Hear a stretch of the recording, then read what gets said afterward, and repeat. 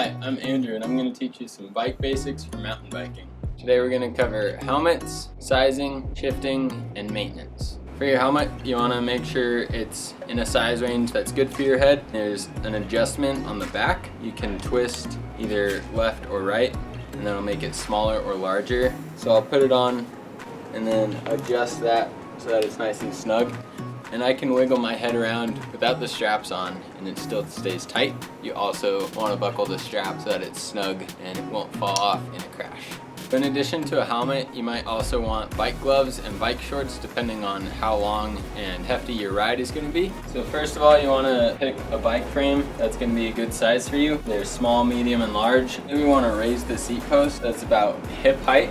To raise and lower, you flip this lever open and then you either slide it up or down depending on what you need, and then just tighten it back up. So when the pedal is all the way down, your knee should be almost straight but not totally straight, and that's a good height for your seat. So some of our bikes have a dropper post which you use with this lever on your left thumb, and when you push it and push down, the seat goes down, and then you push it again and it comes up.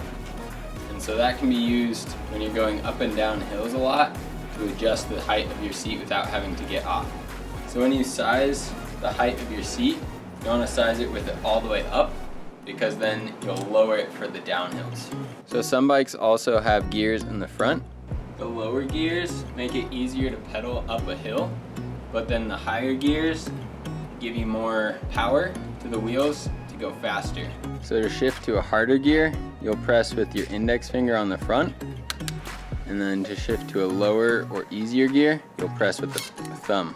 Another important note for shifting is that you shouldn't be pressing the levers to shift higher or lower while you're pedaling hard, because that grinds the gears and is not good for them.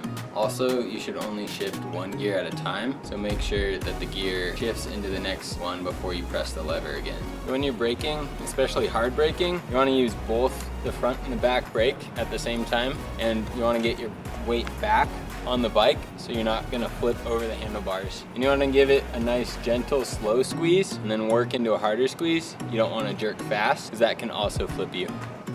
So if your tire is low, you can squeeze it that way or this way. You want to put more air in it.